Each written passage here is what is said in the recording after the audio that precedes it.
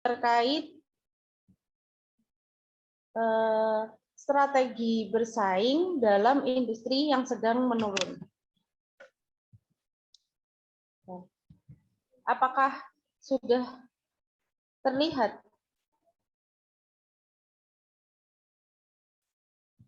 Sudah terlihat, Mbak.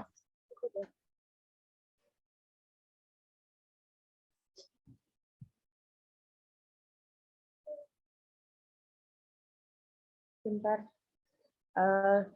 Sebelumnya di sini industri yang sedang menurun sendiri dapat diartikan sebagai industri yang telah mengalami penurunan absolut dalam penjualan unit selama periode tertentu secara terus-menerus. Jadi penurunan yang tidak berasal dari siklus bisnis atau kemandekan jangka pendek seperti pemogokan atau kekurangan bahan baku merupakan gambaran yang sebenarnya di mana strategi harus dikembangkan. Pasti selalu saja ada industri yang mengalami tahap penurunan, tetapi situasi struktural yang sulit ini barangkali telah semakin meningkat akibat karena pertumbuhan ekonomi dunia, juga adanya substitusi produk misalnya karena inflasi biaya yang meningkat secara cepat serta perubahan teknologi yang berlangsung secara terus-menerus seperti dalam bidang elektronika, komputer ataupun kimia misalnya. Nah, meskipun seakan-akan dikenal sebagai suatu tahap siklus yang sedang menurun, namun tahap seperti ini industri yang sedang menurun masih belum banyak diteliti.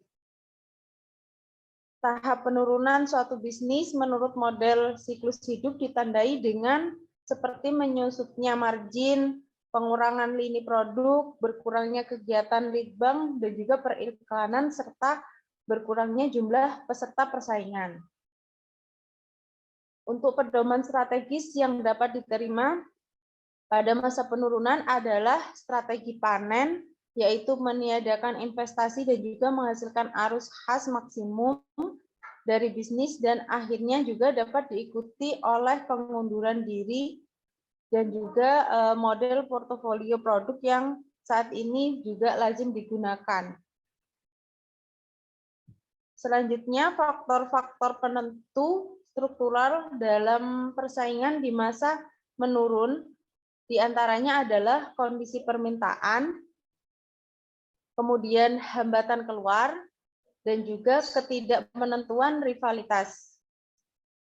Untuk kondisi permintaan sendiri, terdapat beberapa tahapan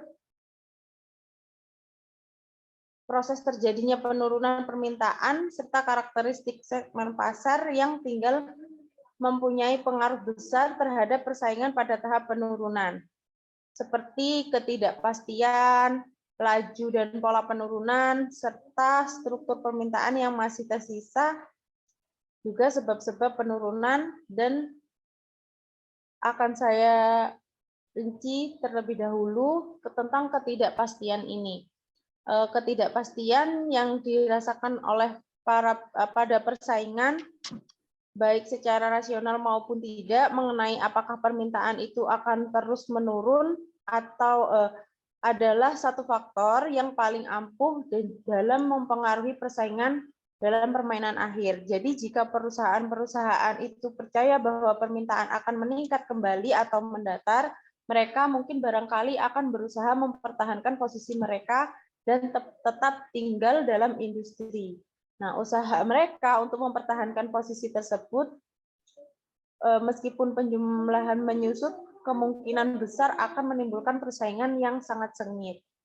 Adapun laju dan juga pola penurunan, makin lambat penurunan berlangsung, makin banyak disamarkan oleh faktor-faktor jangka pendek.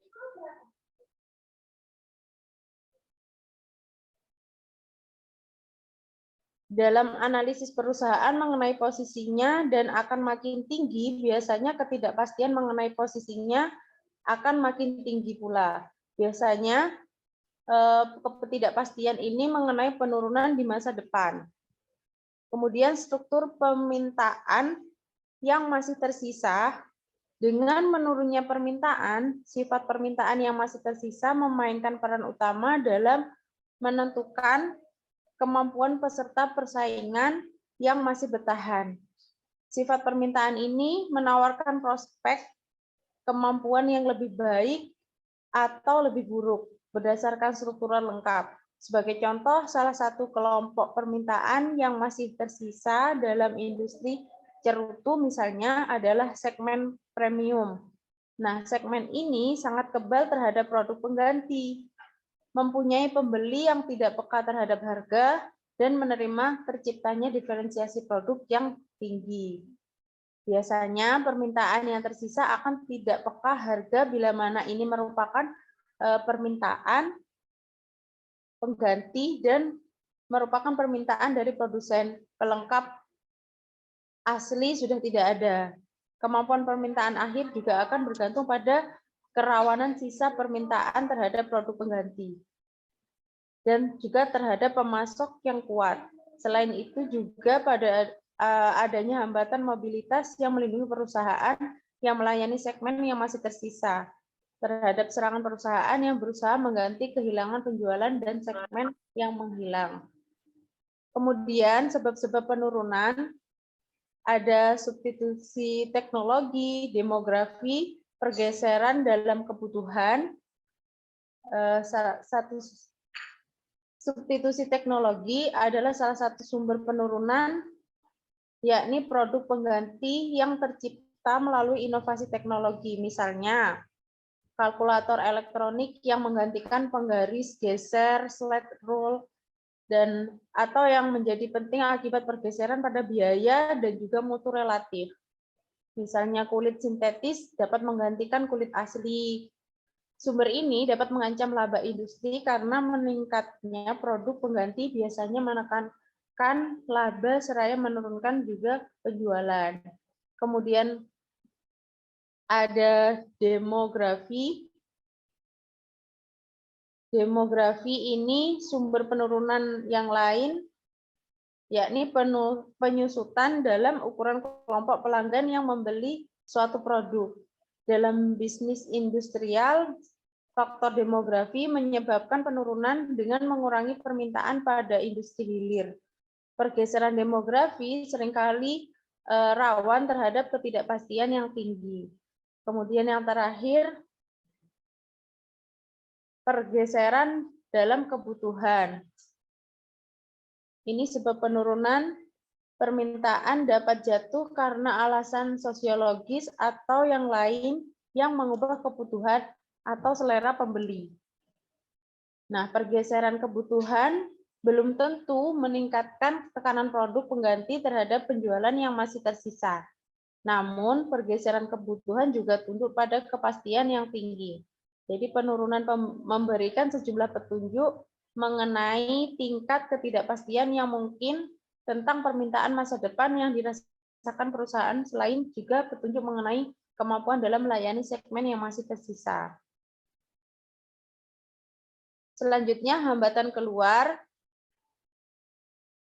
Ada aset khusus dan tahan lama, biaya tetap untuk menarik diri, hambatan keluar strategis, hambatan informasi, hambatan manajerial atau emosional, hambatan pemerintah dan sosial, serta mekanisme untuk penjualan harta kekayaan atau aset.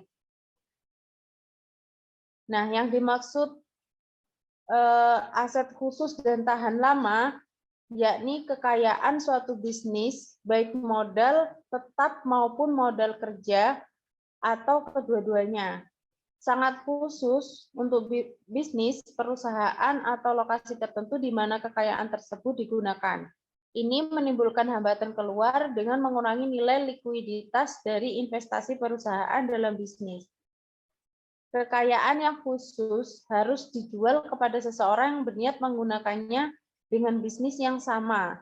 Dan jika begitu khusus menggunakannya di tempat yang sama, atau nilainya menjadi demikian berkurang sehingga harus situasikan. Jumlah pembeli yang ingin menggunakan kekayaan tersebut dalam bisnis yang sama biasanya sedikit karena alasan yang sama menyebabkan perusahaan berkehendak menjual kekayaan dalam pasar yang sedang menurun. Kemudian biaya tetap untuk menarik diri, seringkali biaya tetap yang besar untuk menarik diri menambah hambatan keluar dengan mengurangi nilai likuidasi efektif suatu bisnis. Perusahaan seringkali harus menghadapi biaya yang besar guna melakukan pemutusan hubungan kerja dengan karyawan-karyawannya. Sesungguhnya di beberapa negara seperti Italia, biaya tetap untuk menarik diri sangat besar karena pemerintah di sana tidak mengizinkan pemutusan hubungan kerja atau PHK. Seringkali juga ada biaya penarikan diri yang terselubung. Begitu keputusan untuk menarik diri diketahui, produktivitas karyawan cenderung akan menurun dan hasil keuangan juga akan merosot. Para pelanggan dengan segera akan menarik diri dan para pemasok akan kehilangan minat untuk memenuhi kebutuhannya. Kemudian ada hambatan informasi terkait suatu bisnis dengan biaya lainnya dalam perusahaan, khususnya dalam antrian harta bersama atau memiliki hubungan pembeli penjual, akan makin sukar untuk mengembangkan informasi yang jelas mengenai prestasi sesungguhnya dari bisnis tersebut.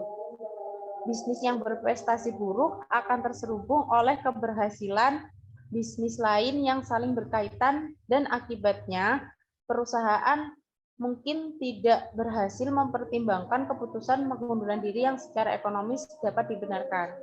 Kemudian ada hambatan manajerial atau emosional, di mana keterkaitan dan komitmen emosional manajemen pada suatu bisnis digabung dengan kepegahan akan kemampuan dan prestasi mereka, serta kekhawatiran akan masa depan itu sendiri.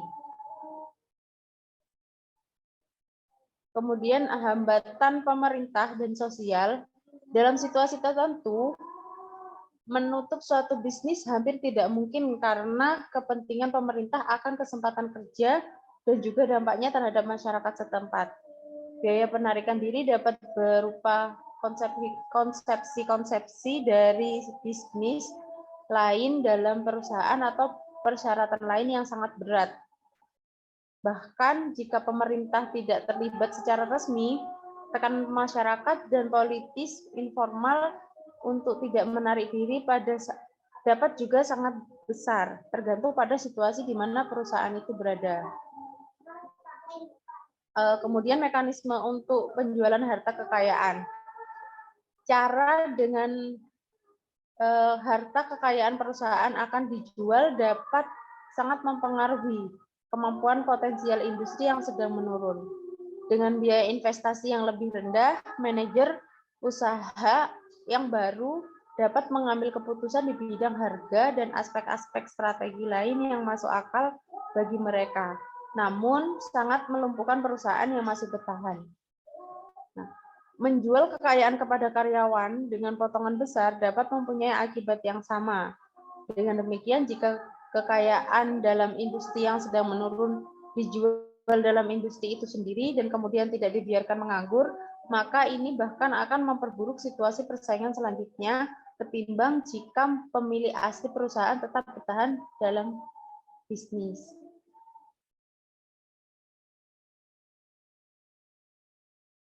Selanjutnya mengenai ketidakmenentuan rivalitas.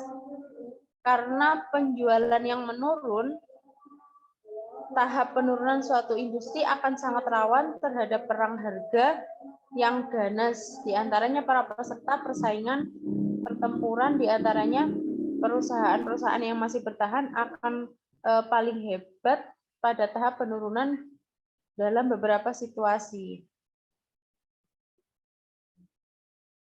Misalnya produk dianggap sebagai komoditif, biaya tetap tinggi, kemudian banyak perusahaan yang terkunci oleh hambatan keluar yang tinggi.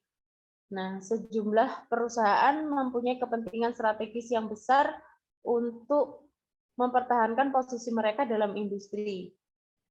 Kekuatan relatif perusahaan-perusahaan yang masih bertahan dapat dikatakan seimbang sehingga satu atau sedikit perusahaan tidak dapat dengan mudah memenangkan persaingan.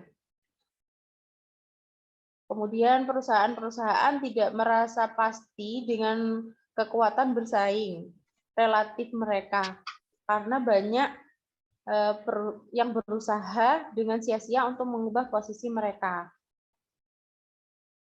Selanjutnya, alternatif strategi. Yang pertama ada kepeloporan, kemudian ceruk, dan juga panen. Kepeloporan itu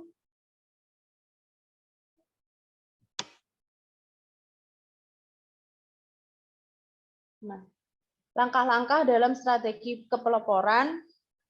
Yang pertama, melakukan persaingan yang agresif dalam penetapan harga, pemasaran, atau bidang lain. Kemudian membeli bagian pasar dengan mengambil alih atau lini produk pesaing. Selanjutnya, membeli dan menghentikan kapasitas pesaing, mengurangi hambatan penarikan diri pesaing, menunjukkan komitmen yang kuat, memperlihatkan kekuatan yang benar-benar unggul, serta mengembangkan dan mengungkapkan informasi yang dapat dipercaya.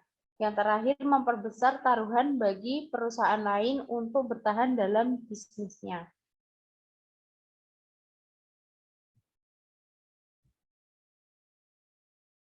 Alternatif berikutnya yakni melakukan ceruk. Sasaran strategi ini adalah mengenali segmen atau kelompok permintaan. Jadi dalam industri yang sedang menurun, yang tidak saja akan mempertahankan permintaan yang stabil atau menurun secara lambat, tetapi juga mempunyai karakteristik struktural yang memungkinkan labanya tinggi. Kemudian ada alternatif berikutnya yakni panen, di mana taktik dalam strategi panen meliputi yang pertama mengurangi jumlah model, menciutkan jumlah saluran distribusi yang digunakan, menghapuskan pelanggan-pelanggan kecil, mengurangi pelayanan dalam antrian waktu penyerahan atau persediaan, kecepatan perbaikan atau bantuan penjualan.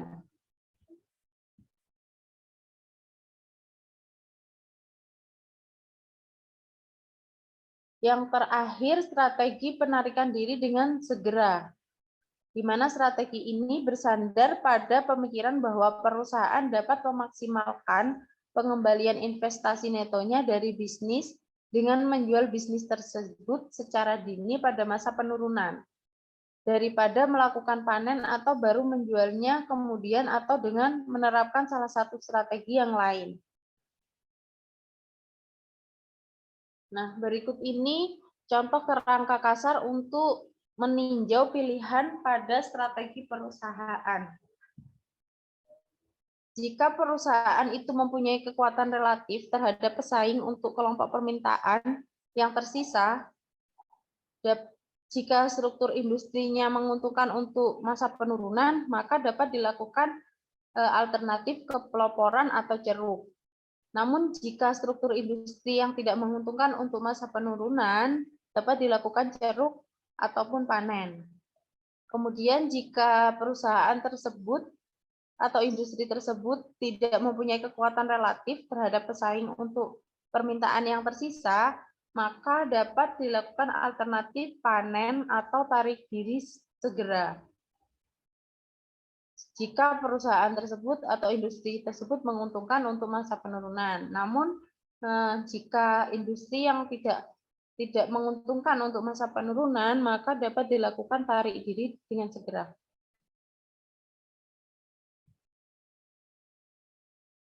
Selanjutnya mengenai jebakan-jebakan di masa penurunan.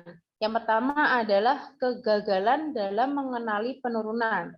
Berdasarkan pengalaman, perusahaan seharusnya tidak terlalu optimis mengenai prospek pemulihan kembali industri mereka yang sedang menurun. Namun pada kenyataannya, ketidakpastian masa depan tampaknya perusahaan tertentu gagal dalam melihat prospek masa penurunan secara objektif. Kemudian perang habis-habisan. perang dengan pesaing yang menghadapi hambatan penarikan diri yang tinggi biasanya membawa ke arah bencana. Pesaing seperti itu dipaksa untuk bereaksi sangat keras terhadap suatu gerakan dan tidak akan melepaskan posisinya tanpa investasi yang besar. Yang terakhir, melakukan panen tanpa kekuatan yang jelas. Jadi strategi panen untuk perusahaan yang tidak memiliki kekuatan yang jelas biasanya akan menemui yang namanya kegagalan.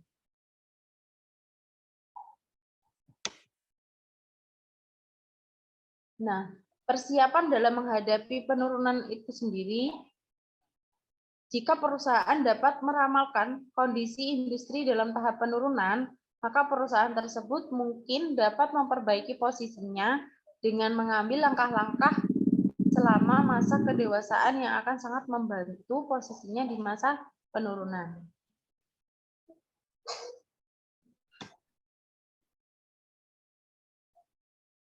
Baik, itu yang dapat saya sampaikan dari materi strategi bersaing dalam industri yang sedang menurun. Selanjutnya,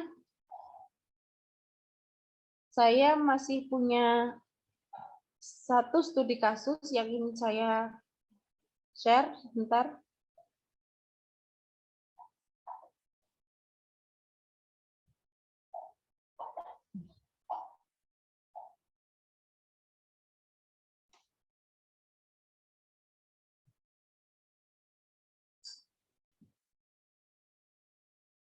Kok gini ya? Sebentar.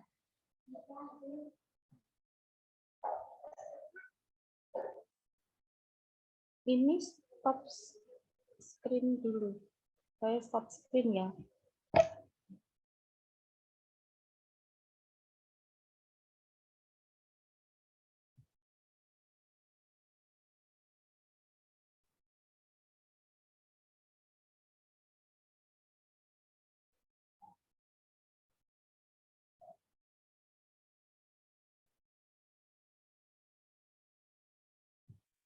Sebesar.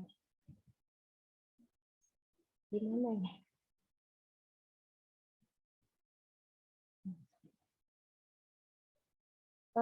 Teman-teman sudah kelihatan? Sudah, Mbak. Di sini ada penerapan analisis SWOT sebagai strategi dalam menghadapi dampak perekonomian masyarakat di era pandemi, mana yang sudah kita ketahui bahwa di masa pandemi tentunya banyak sekali industri-industri yang mengalami penurunan. Di sini yang mau saya sampaikan terkait home industry, di mana studi kasus tentang penurunan omset penjahit dari UD Ahas BC di Desa Dukun Anyar, Kecamatan Dukun, Kabupaten Gresik.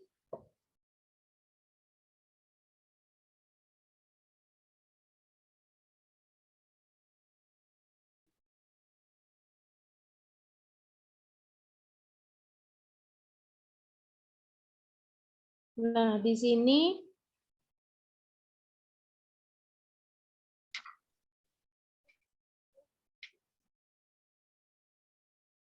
dibahas terkait bagaimana kondisi perekonomian para penjahit di era pandemi di Desa Duku Anyar, Kecamatan Duku, Kabupaten Gresik, juga bagaimana dampak dari turunnya omset, kemudian bagaimana upaya mereka dalam melakukan peningkatan perekonomian di desa tersebut.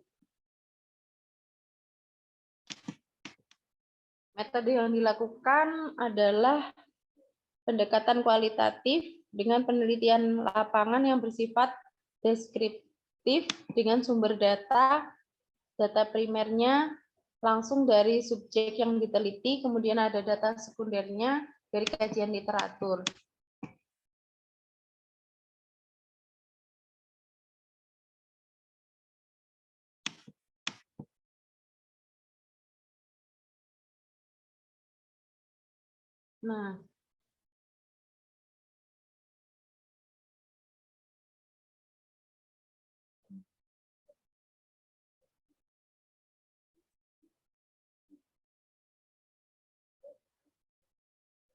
Nah, di tahun 2020 dapat dilihat dari tabel tersebut bahwa pendapatan rata-rata para penjahit itu menurun.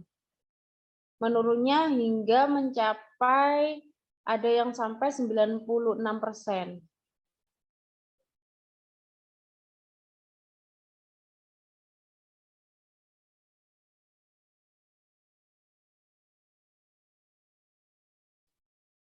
Dari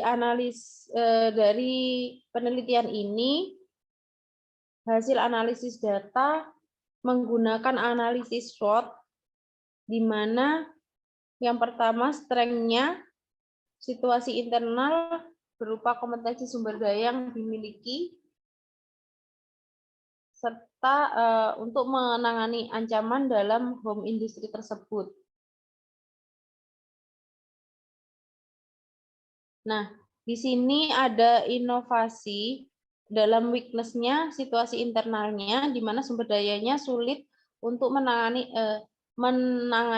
kesempatan dan ancaman dalam, kan mereka itu memproduksi, penjahit-penjahit ini memproduksi seperti baju, mukena, dan ketika pandemi ini mereka omsetnya sangat-sangat menurun karena adanya social distancing misalnya, terus karena mungkin memang kalau di era pandemi itu hampir banyak sekali industri yang menurun, termasuk industri home industry ini. Kemudian mereka berinovasi membuat bukan lagi menjahit baju tetapi membuat masker, karena di era pandemi itu kan yang dibutuhkan masker ya. Jadi untuk menghadapi penurunan masa penurunannya, mereka menggunakan inovasi berupa menjahit masker dan dipasarkan melalui media online gitu. Mungkin dari sini ada yang ingin ditanyakan atau ditambahkan sanggahan dari teman-teman mungkin.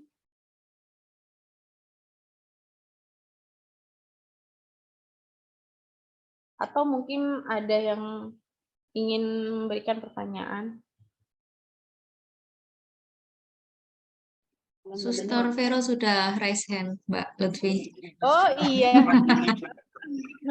Ulang tahun. Ya, terima kasih Mbak Lutfi untuk presentasi hari ini.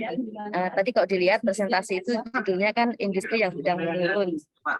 Nah, kalau melihat situasi lihat situasi lapangan saat ini, memang kok kebalikannya gitu ya. Maksudnya sekarang kan sedang gencar-gencarnya industri itu sangat sedang berproses yang sangat tinggi gitu ya. Jadi kok kebalikannya begitu. Itu bagaimana ya dengan situasi yang kita hadapi saat ini, baik di nasional maupun di internasional. Terima kasih. Baik, untuk pertanyaannya mungkin saya simpan terlebih dahulu. Untuk pertanyaan lain dari teman-teman mungkin ada.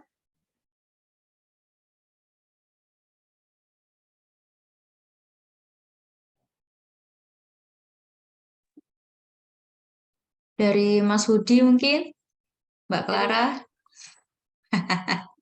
Mas Rehan mungkin. Ini kayaknya dari tadi udah nyimak banget deh. Anggota baru atau gimana nih Mas Rehan, nggak pernah muncul.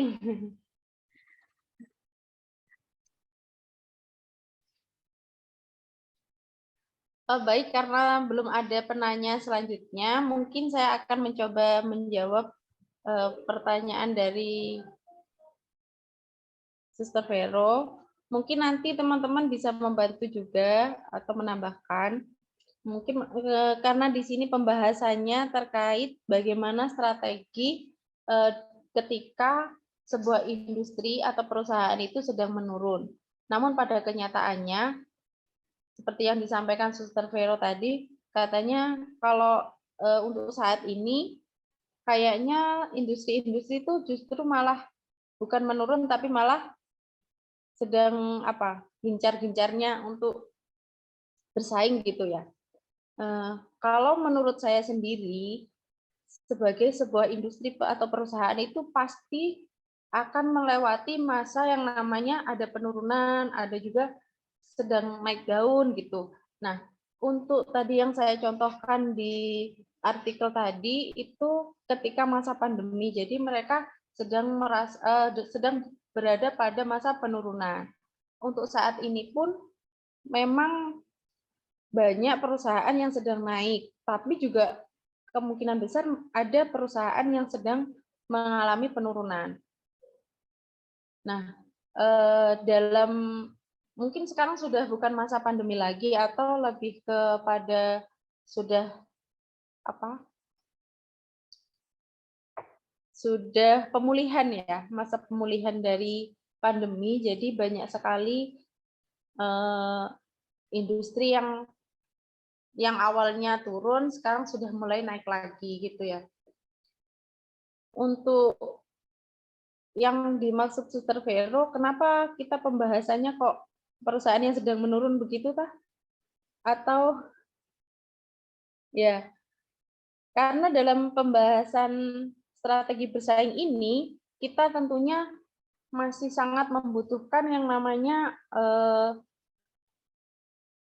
gimana caranya menghadapi baik itu ketika masih baru, masih dalam masa peralihan, atau bahkan dalam masa penurunan pun bagaimana kita menghadapinya.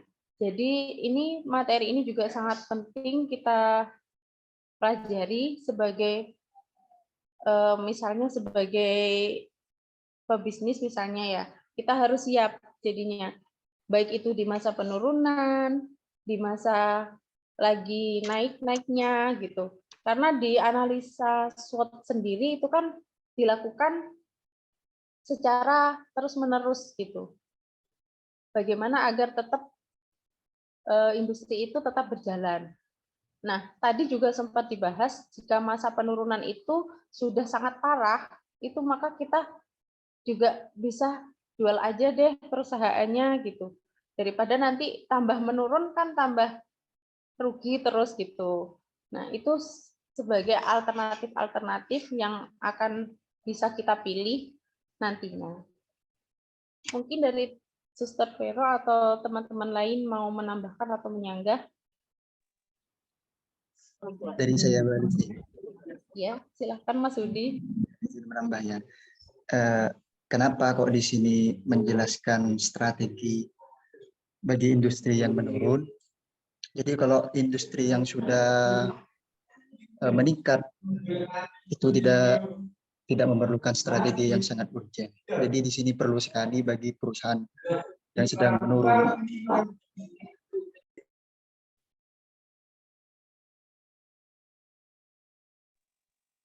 Jadi di sini diperlukan sekali agar perusahaan tersebut tetap naik. Memang dalam kehidupan itu ada naik turunnya ya dalam sebuah perusahaan.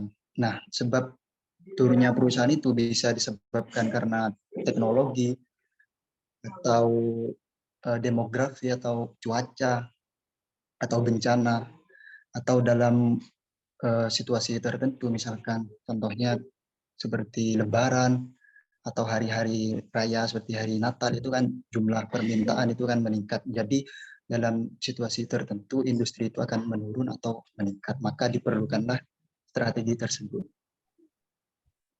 Itu saja yang bisa saya sampaikan. Baik, terima kasih Mas Budi. Mungkin dari Suster Vero, bagaimana? Ya, terima kasih Mbak Lutfi atas penjelasannya, juga Mas Budi sangat membantu dan saya sangat paham. Berarti memang sangat penting ketika sedang menurun itu strategi-strategi apa yang harus dilakukan oleh perusahaan ketika menghadapi hal itu. Berarti juga bisa dikatakan situasional gitu ya. Gitu. Terima kasih Mas Budi, Mbak Lutfi. Terima kasih. Terima kasih Suster Vero. Mungkin teman-teman lainnya, Mbak Clara atau Mbak Sisil ingin menyampaikan sesuatu, menambahkan mungkin atau... Ya, mungkin saya ingin sedikit menambahkan, mumpung topiknya belum ganti, tadi terkait jawaban dari Mbak Lutfi sama Mas Hudi, saya pun setuju. Apalagi kalau misalnya penurunan ini lebih ke situasional. Karena kalau misalnya ini saya contohkan, nggak langsung industri yang besar, misalnya suatu toko saja, misal toko penjual HP gitu ya. Kadang ada masa-masa penurunan. Masa-masanya itu apa? Saya lebih kecilkan lagi adalah waktu 1 bulan. Kebanyakan mereka ramenya adalah ketika sudah gajian orang-orangnya. Nah, kalau misalnya untuk minggu ketiga, minggu kedua, itu kayak jarang gitu orang-orang kayak masuk toko gitu. Tapi ketika udah mulai tanggal 25, tanggal 26, itu kayak udah mulai banyak yang masuk toko. Jadi memang kalau misalnya saya contohkan lebih apa ya, lebih simpel itu kalau misalnya dicontohkan dalam suatu toko kayak gitu. Nah, atau hal yang kayak gitu akhirnya bisa membuat si pemasaran atau sales itu menentukan strateginya. Biasanya ada salah satu sales nih, kalau misalnya dia harus tahu eh, penggajian tiap-tiap perusahaan. Kadang kalau misalnya di bank mungkin setiap tanggal 25, atau mungkin entah itu PNS atau swasta di tanggal 28, atau mungkin ada yang di tanggal 1. Kadang ada sales nih, mereka kan kalau sales orang lapangan tuh. Nah, untuk menggait target, kadang tuh misal di tanggal 25-an, itu mereka nongkrongnya itu ada di daerah-daerah bank kayak gitu. Jadi sambil penawaran ke orang-orang bank yang mungkin lagi istirahat atau apa supaya target pasarnya sesuai. Nih orang pada baru gajian kayak gitu. Nah, kemudian di tanggal 28, di tanggal 1 dan lain sebagainya. Atau juga ada beberapa bulan mungkin kok penjualannya menurun, ternyata itu berada di toko itu ada di kabupaten, bukan di kota. Yang mana kebanyakan masyarakat di sana adalah orang-orangnya mungkin petani. Nah, di situ mereka punya uangnya kadang musiman. Maksudnya musiman adalah karena ketika petani itu ngelihatnya mungkin sekitar bulan September, Oktober baru musim panen, baru ada uang. Nah, ini saya lingkupnya lebih ke 1 tahun. Kalau misalnya tadi 1 bulan, ini 1 tahun.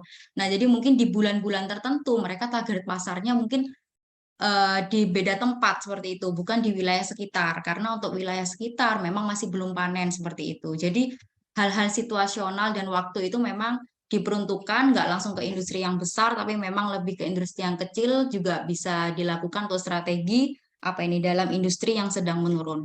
Mungkin tambahannya seperti itu, Mbak Lutfi dan rekan-rekan sekalian. Terima kasih banyak Mbak Sisil. Saya juga sangat setuju dengan Mbak Sisil. Terus contoh-contohnya tadi itu memang real ada kayak gitu ya. Ini contoh kecil sendiri dari perusahaan, bukan perusahaan sih, home industry juga. Di masa ketika cuaca hujan seperti ini, itu kalau yang jual es, itu kayak saya jual es itu semakin menurun omsetnya. Itu Pada batuk ya, Mbak ya. panas itu kan Hmm. rame, apalagi yang paling rame itu ketika Ramadan. Nah, ketika Ramadan itu pasti penjual-penjual kayak es atau apa itu di pinggir-pinggir jalan itu rame gitu. Nah, kalau masa-masa seperti ini, apalagi musim hujan, bagi penjual es itu aja ya, itu sepi, sepi banget. Nah, pagi sudah cuacanya nggak mendukung kalau untuk minum-minuman yang dingin gitu. Mungkin yang rame malah kalau di cuaca yang hujan seperti ini tuh penjual bakso, mie ayam itu kan ya. Yang hangat-hangat ya, Mbak ya. Nah, itu. Mungkin dari teman-teman lainnya ada yang mau menambahkan atau bertanya atau memberikan tanggapan?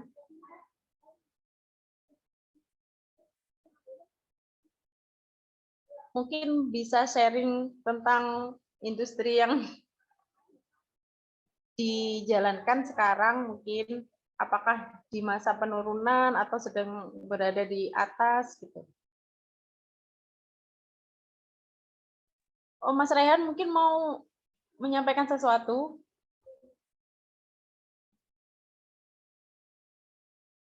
Mbak Clara sudah unmute itu dan siap tanya itu, Mbak.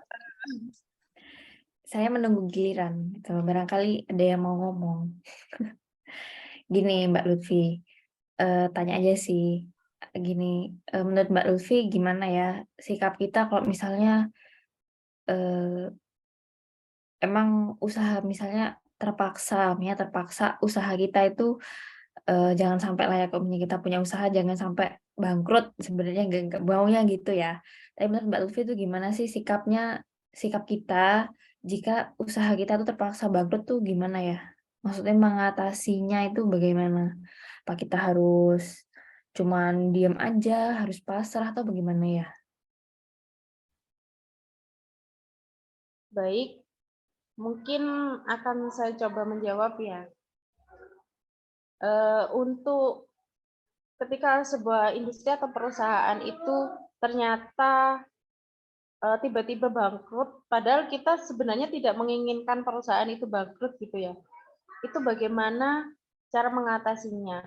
Nah, seperti tadi ada beberapa alternatif itu yang dapat kita gunakan ketika kita sebelum bangkrut, kita pastikan sudah memprediksi terlebih dahulu.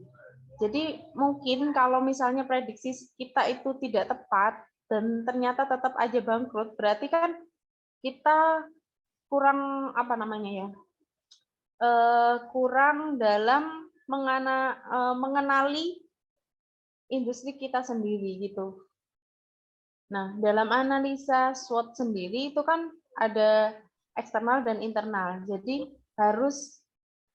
kita harus pandai-pandai menganalisis industri kita baik secara internal maupun eksternal.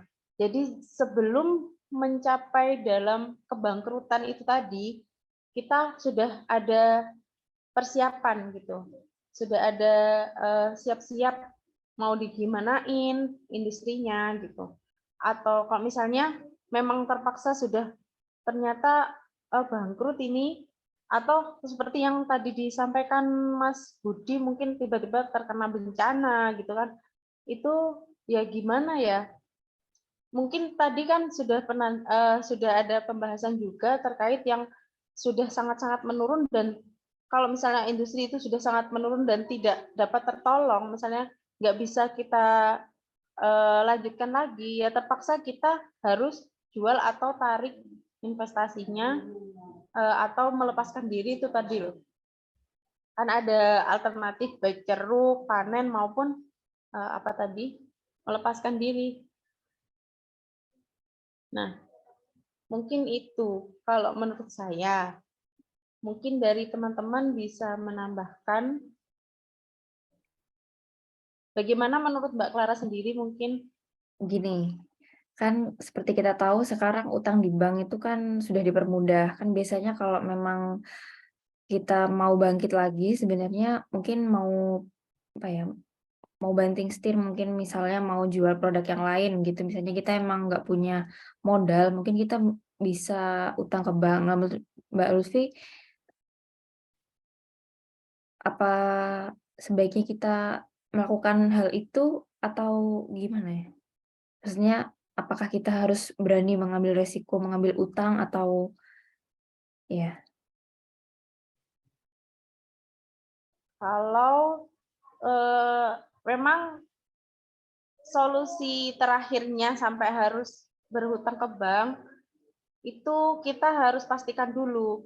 Misalnya setelah hutang itu nanti kita gunakannya untuk apa, dan kita bisa analisis dulu untuk perusahaan kita selanjutnya mau dikembangkan lagi atau mau membuat produk baru atau mau bagaimana gitu.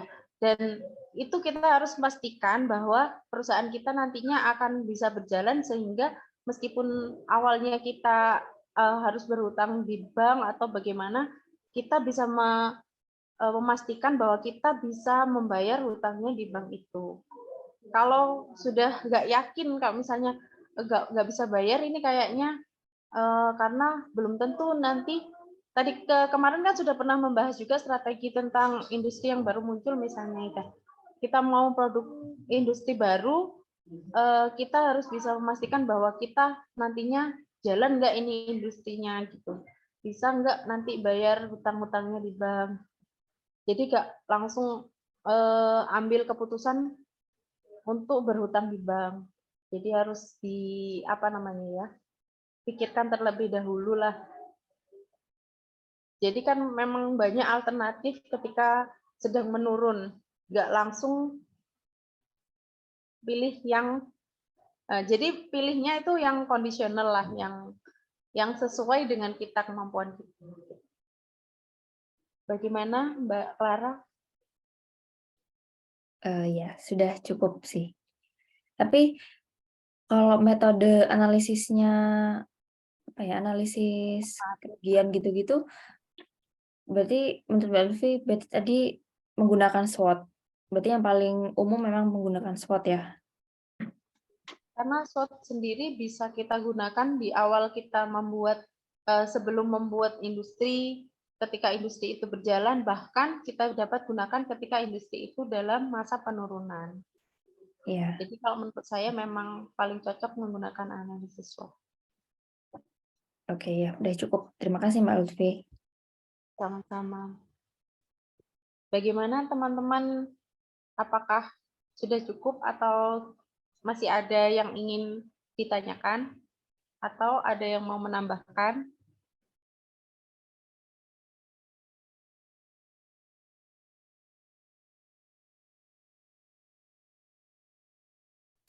Sepertinya Mas Rehan open mic itu. Monggo Mas Rehan kalau mau ada unek-unek yang ingin disampaikan.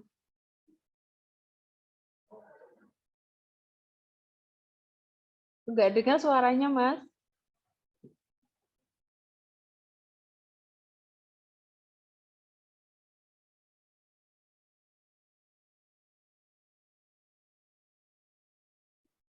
Sepertinya memang belum bersuara Mbak Lutfi.